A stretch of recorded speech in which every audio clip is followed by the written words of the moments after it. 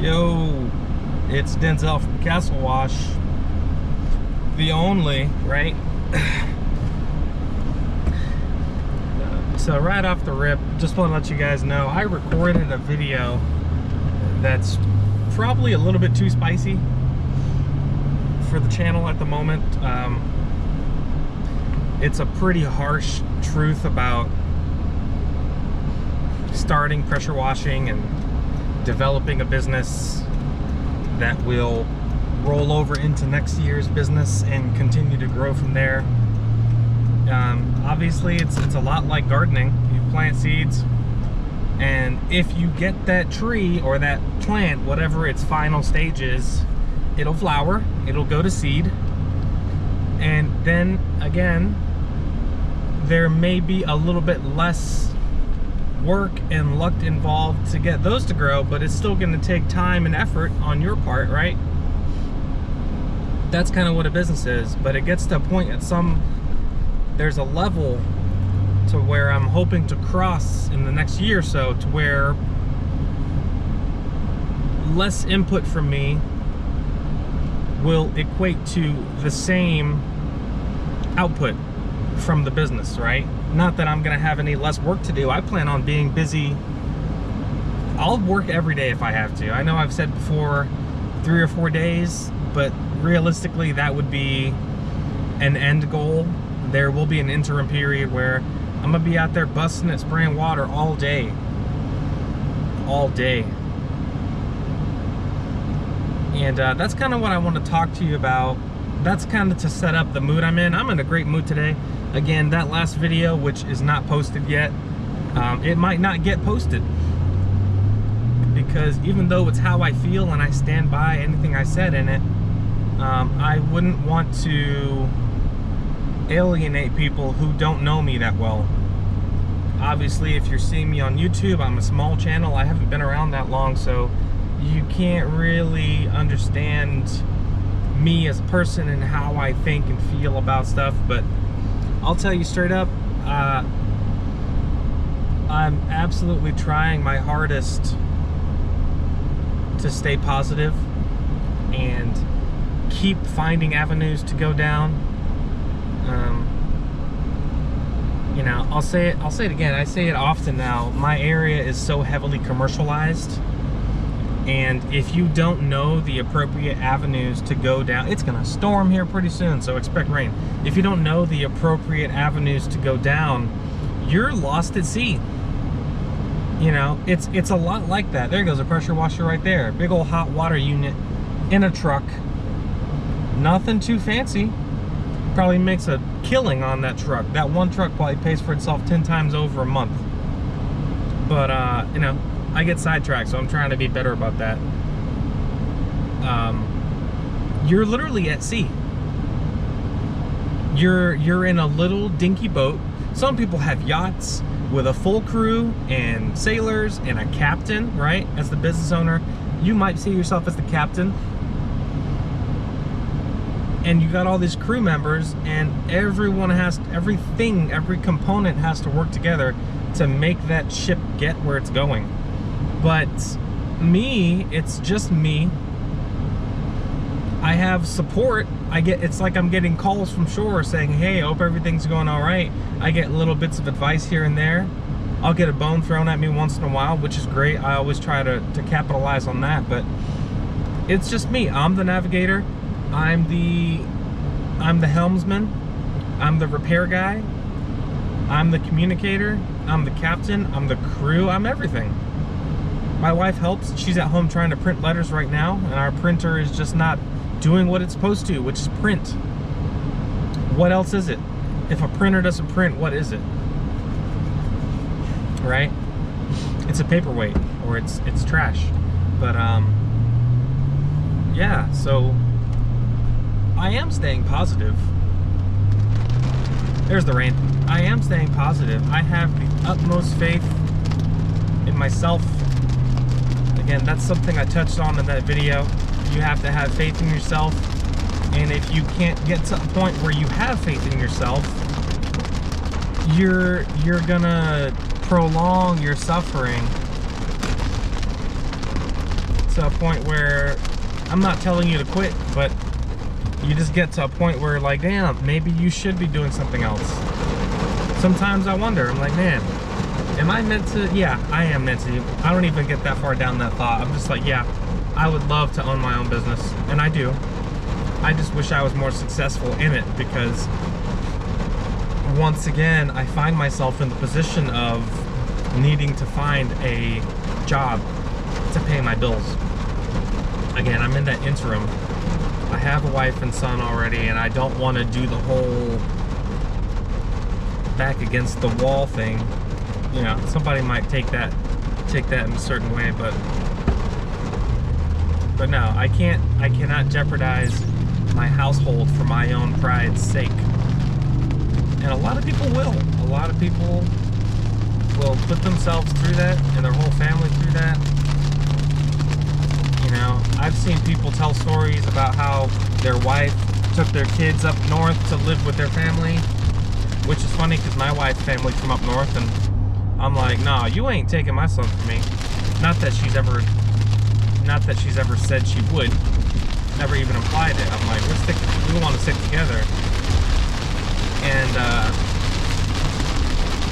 so the reason for me having to get this other job, primary job, is to maintain that income that's livable, right? Anyway, that's enough family stuff. So if you're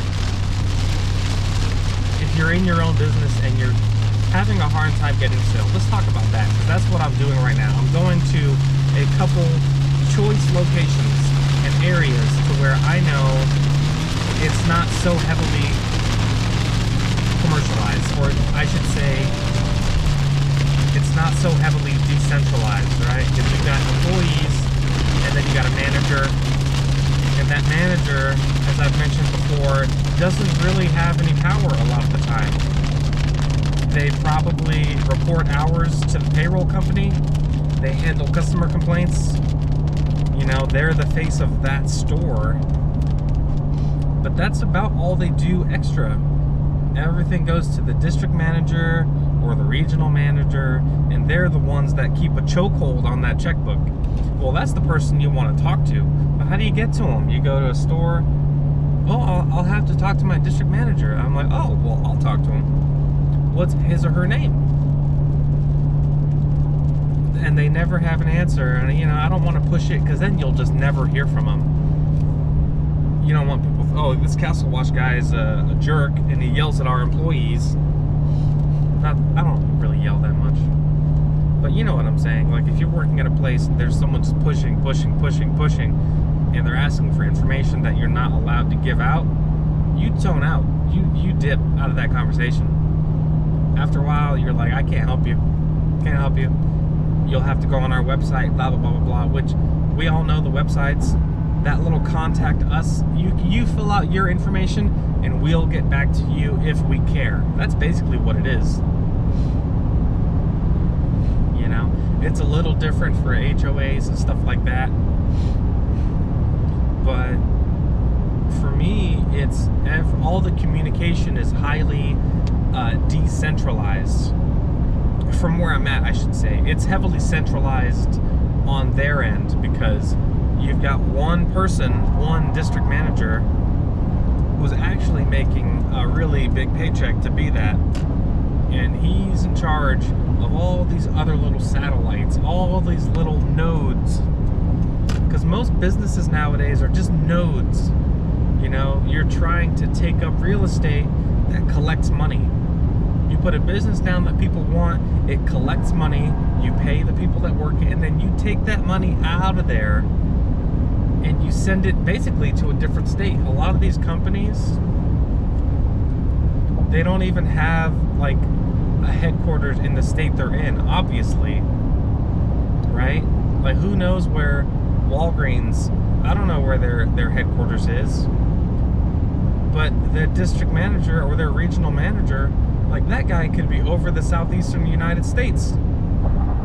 I doubt he has to visit every store. It's not really like that. But you guys know what I'm saying. So that's the guy we gotta find. Now, the way we'll work up to that is you want to go after business owners. How do you find business owners? Well, you go to small local businesses or small local chains. Now, it's still going to be difficult, but at least you have a chance to meet that guy, right? There's a chance you go into the same places enough, right? And you do have to go more than once. Just telling you right now. I'll get back to that in a second, but you will have to go in more than once for people to not just immediately brush you off, all right? Think about being a stray cat. That's how you got to kind of see yourself, because if you go outside and there's a cat, meow, and it takes off, or you're like, and it takes off, and then you see it again, and again, and again, all of a sudden, you start seeing that cat, the cat sees you, and he's like, what's up? And then you're like, oh, well, let me give him something. Let me give him a little snack or whatever. Don't do that, by the way. Otherwise, that cat's going to be there forever. But you are that cat. You got to realize you're that cat because you are the pest. You are the nuisance. You are the entity that has yet to prove its existence is meaningful in relation to that operation. So you got to be. It's got to be to the point where people are like, "Hey, Castle Wash came by again," or "Hey, remember who was that guy that offered to pressure wash the thing? Oh, that's Castle Wash. Yeah, Castle Wash." And then, not that you're in, but you have a much better chance of actually getting contacted. And that's the hard part. That's the part that takes that first 2 or 3 years until you're at the point where people can just search for you. You pop up along with some other guys. They read your reviews. They look at your photos. They look at your website, and they're like, all right, this guy clearly puts the most work into all of these aspects. You'll be able to translate, or they'll be able to perceive that extra quality that I put into my work, right? Because I don't know you guys. All I can say is I'm the best pressure washer I know, and I've seen it, right? And I've seen a lot of ads. I'm actually saving videos and pictures from Facebook just to show y'all how bad some of these jobs are that some of these people are doing. I'm just like, man, you guys don't have any clue, any inclination at all on how to clean this stuff. And it's so bizarre. That's something else I went into in that angry video. I'll call it the angry video. If enough people ask for it, I might put it out there. But yeah, in my angry video, more rain, I talk about people just asking the craziest questions. I saved one today. And the whole point of that video is you need to either figure it out and stop waiting for a rescue on the internet. And I'm not talking about research and doing research. That's good. You should do your research. You should watch as many videos as you can. But if you're just on Facebook groups asking people a paragraph long sentence with no punctuation, hey, just bought a 5x8 trailer, am looking to start pressure wash biz, have pressure wash 4 GP 400 pressure washer, where do I put it? That's literally pretty damn close to the screenshot I have on my phone right now. Where do I put it? I have tank, where do I put it? It's like, come on, dude. Put it underneath the trailer, duh. Obviously, you put it underneath the trailer. Just pull. Yeah, see, this is turning into that video because I'm upset for these people, but at the same time, I'm so happy because I don't have that problem. You know what kind of problem I have?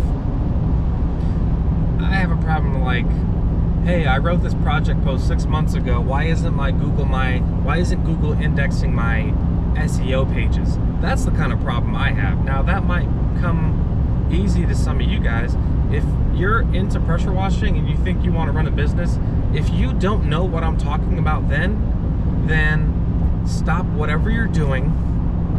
If you have a website or you're thinking about getting a website, make sure you figure that out first. All right, that's a tip. Here's a tip for you. Figure out your website and your back end of your marketing and website stuff first. All right, capital F first, before you start figuring out what kind of equipment you need.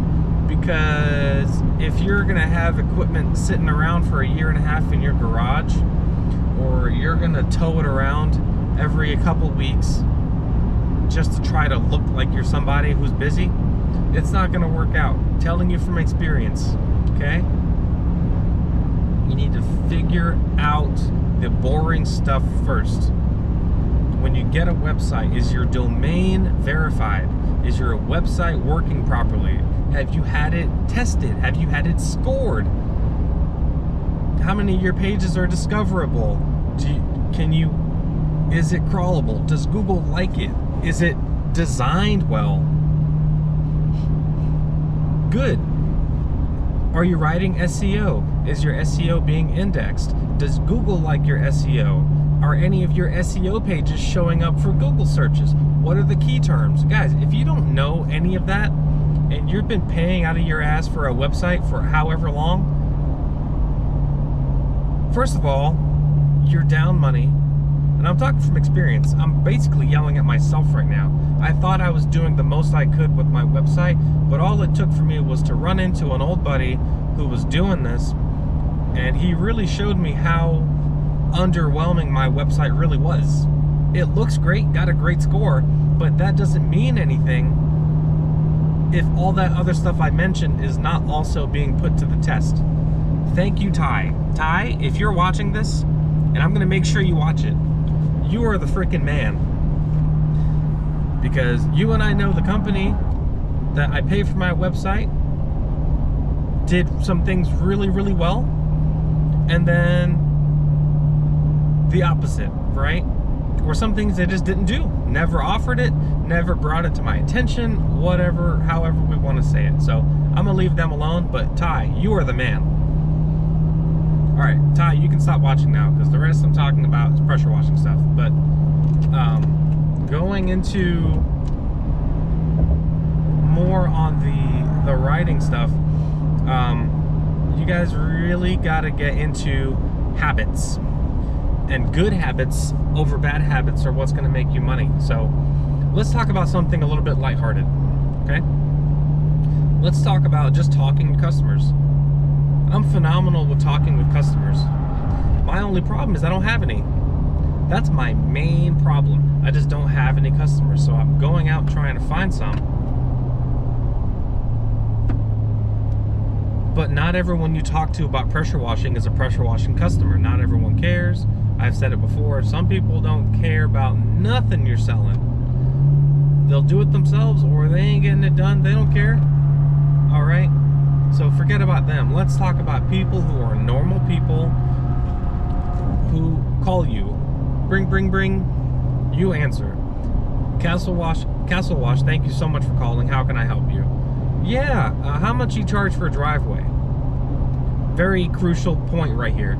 How much you charge for a driveway? All right, they're asking the price, but realistically, they just opened up the door. In my mind, I'm like, no, you don't want a driveway cleaned. You want that driveway, that sidewalk, and the walkway to your front door, because that's a complete package. I know you asked for the driveway, but let me tell you, you want more than that. And I'm telling you, my price is gonna justify getting that done, because it's a good price for all that work. You asked for one thing, but I told you I'd do 3 things. Now here's the price. That's a very shallow thing to do. We're not getting deep at all right? Because you have to show them the value. You got to put your value on the table first before you give them that price. There are some people that you could probably call right now and say, hey, I got a driveway, how much? and they'll just tell you, hey, driveways are $100. $100. Cool, thanks, bye. Going back to my first video. Cool, thanks, bye. If you don't even attempt to share, that guy almost clipped that curb. If you don't even attempt to share that value of what you're doing, you might as well not be doing it. You might as well be out building sandcastles, right? Maybe I'm rambling, but you guys are probably going to hear the same themes from me over and over again, because people on YouTube, people on Facebook, mainly Facebook, I wish I never signed up for those groups, but now that I'm in there, I just can't get enough of how bad, how poorly understood business is. It's not even about pressure washing, right? It's that people are basic, you know, think about it. If you were going to open a automotive shop, do you ever think someone would say, hey, I'm thinking of, they're going to join, let me see, I'm in pressure washing, all things pressure washing. So let's say all things automotive shop. Someone's going, hey guys, I'm thinking about creating my own automotive shop. What kind of equipment do I need? What? Dude, that's so far down the road. Do you even have a building? Do you have a location? What kind of cars are you gonna work on? What are you gonna do? Are you just doing oil changes? Are you doing heavy mechanical repairs? Are you gonna rebuild transmissions or engines? Are you gonna rebuild rear ends? That's all different stuff. Are you just suspension shop? Right there, I just showed you how, if you ask a question like that, I just showed you how little you really know about what it is you're planning on doing. I've never opened an automotive shop, but I've worked at it and I know the ins and outs of that business. And I'm here to tell you, it's just like pressure washing. It's not just because, I'm like, if you think they're different, they're really not, because anyone can go to the parts store and buy parts and put them on their car, nuts and bolts. Anybody can go to Home Depot or Lowe's, buy the most expensive pressure washer you want, but that doesn't make you a pressure washer. Having wrenches doesn't make you a mechanic. And it certainly wouldn't make you a shop owner, having a building, right? Man, I go off the rails. But I'm tired of people just thinking that pressure washing is for morons. It's just another service, and like any service, you have to understand it inside and out, and you have to understand that there's more to it than just your equipment. What was I saying? Oh, starting a pressure washing business has a much lower barrier to entry. I understand that. That's obvious. And it goes without saying, but I'm going to say it anyway. It has a much lower barrier to entry, and it has a much lower threshold of failure.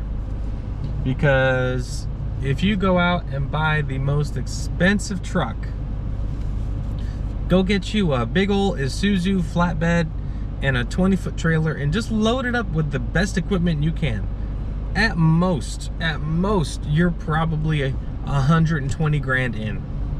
Maybe 150, right? Of hard goods. Let's say you didn't invest anything in a website, you haven't done an ounce of marketing, not a penny, you haven't done any ads, no marketing materials, you haven't even set foot into a business and handed out cards. You don't have business cards. Let's say you just have the stuff, right? Because this is the same mind frame that a lot of you guys are coming from. What kind of stuff do I need? But I just told you, you went out and bought the #1 best equipment, right? ×2, whatever. People are so just awkward and weird. People just don't know where they're going. Yeah, I just told you, you bought all that stuff. Now what do? You don't have any jobs. You don't have any customers. You haven't even planted seeds yet. You went out and bought top-of-the-line farming equipment, but you don't have any land to farm. You don't have any people to farm with you. What are you gonna grow? You got nothing. I don't know. I can't stress it enough. I'm gonna try to not talk about it anymore. I really wish some of the people on that Facebook page would watch this. And I you know, people on there pretty helpful. They'll say, man, you're gonna wanna get this, this, and this. Don't worry about buying all this stuff. This stuff will get you through, and it's upgradable, and it'll get you through your first couple of years, yada, yada, yada. That's all fine and dandy, but I also feel like at some point you're setting these people up to fail, or to have not nearly as much success as they thought they would, because, you know, continuing that thought train, there's people on there saying, hey, I'm in my second year, I've already done all my friends and families twice, my neighbors, blah, blah, blah, I can't get jobs. What do I do? Just do more of that to people you don't know. Like, is that even really a question? Like, sometimes I ask myself, I'm like, damn, what do I do? It's like, I know what to do, I just don't know how to do it.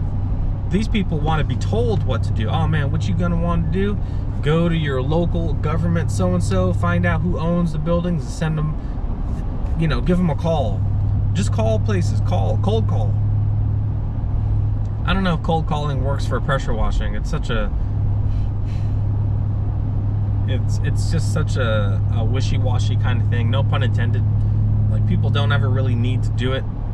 They'll call you out, and they'll, you know, it'll be the dirtiest place on earth, and they'll call 10 people to get 10 different quotes, and then just not do it anyway, you know? I put in a bid for a HOA job, about 2 miles of wall and 2 miles of sidewalk. I ain't seen it done yet. That was about 6 months ago. I ain't seen it done yet, and I'm guaranteed they accepted a bid. You know, there's probably one of those companies that has a big old truck and 4 guys that could bang it out in a day or two. I ain't seen it done yet. It's getting blacker. Well, my camera died again. I kept talking for about 30 seconds, but it's about 3.5 hours later, so I've been doing stuff. I've been selling myself. Remember, you're not selling pressure washing, you're selling yourself. You know, to be honest, I've talked to so many people in the last couple hours, I don't even remember what we were talking about, but hopefully it was good.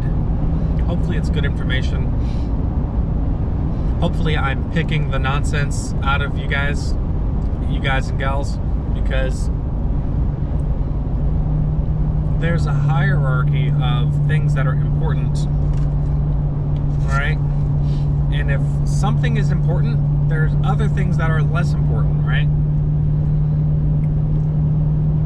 At some point, it will matter what kind of equipment you have, but not in the beginning. Not so much in the beginning. Obviously, if you're using homeowner grade residential stuff, you ain't gonna do no... Here's the perfect example. Now I remember what I was talking about.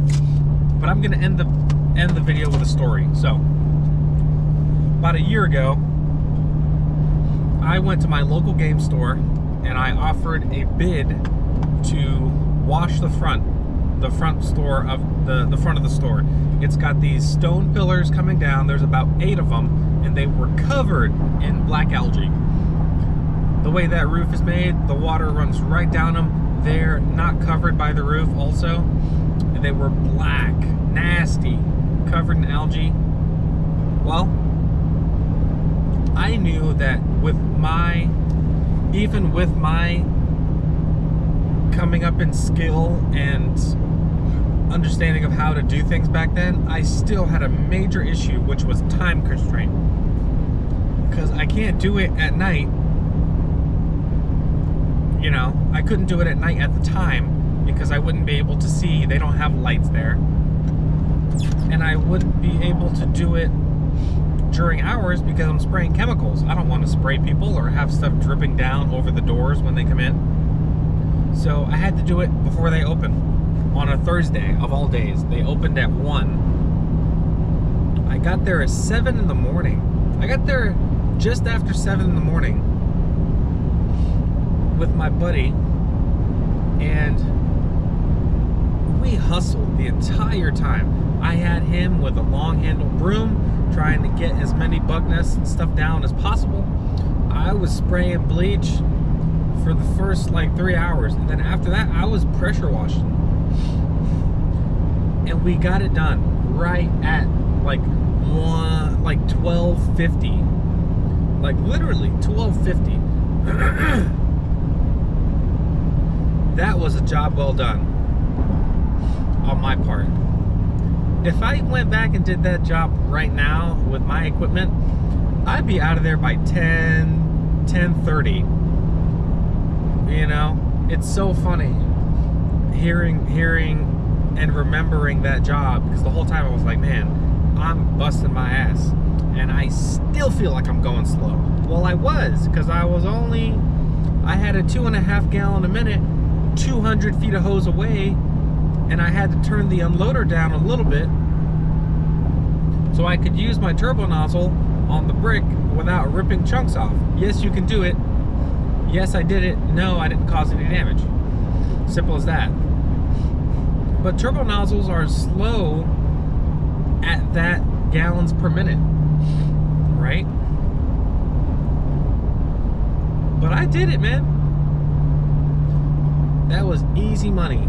As far as like the amount of work it really wasn't. It really wasn't that amount of work. Certainly nothing I couldn't handle today by myself, right?